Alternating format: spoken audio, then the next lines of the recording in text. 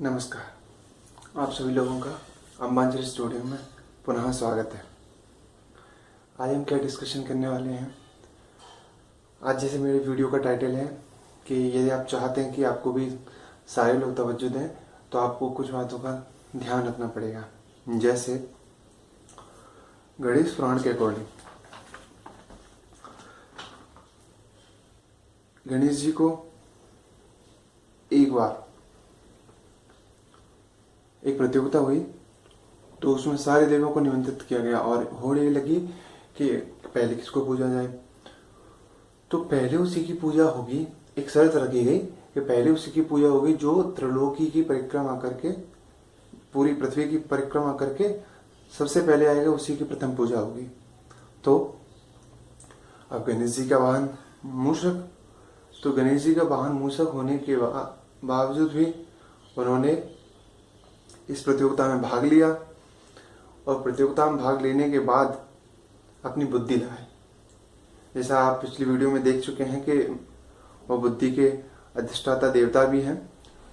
तो उन्होंने अपनी बुद्धि लगाई और उन्होंने क्या किया कि अपनी सारी पृथ्वी की परिक्रमा ना देकर सारे लोग सारी पृथ्वी के अपने अपने वाहन के ऊपर सारी पृथ्वी की परिक्रमा देने निकल गए, लेकिन उन्होंने कैलाश पर्वत पे माता पार्वती भगवान शंकर की 7 प्रदक्षिणाएं देके और सर्वप्रथम आके खड़े हो गए।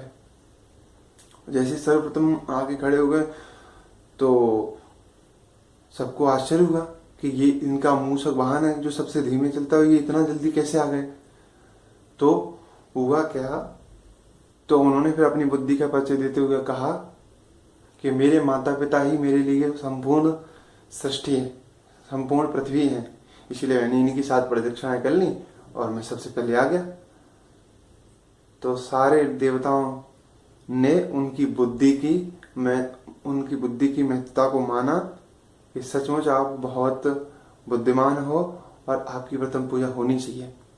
इसी कारण उनको प्रथम पूजा मिली सारे देवताओं में और इसी के फलस्वरूप ब्रह्मा जी की पुत्रियों के रिद्धि और सिद्धि के साथ उनका विवाह हुआ।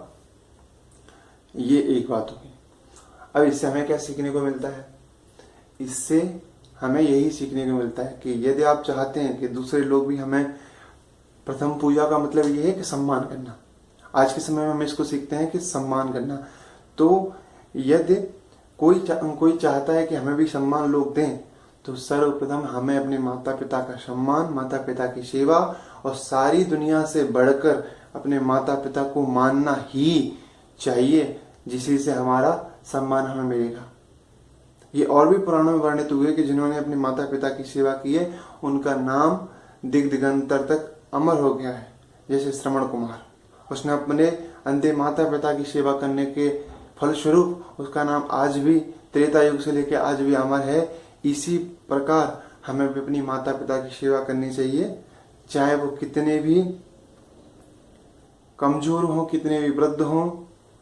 हमें उनसे कोई भी प्रश्न नहीं करना चाहिए कि किंतु परंतु आपने क्या किया, आपने क्या नहीं किया। उन्होंने हमें यहाँ इस पृथ्वी पर लाने में, अब उनके पालन करने में इतना संघर्ष किया है जो शायद आपको पता भी ना हो। इसलिए हमें माता पिता की हमेशा सेवा करनी चाहिए और इसी के कारण ही हम जग में पूजित हो सकते हैं। ये गणेश पुराण या गणेश भगवान की कथा में सिखाती है।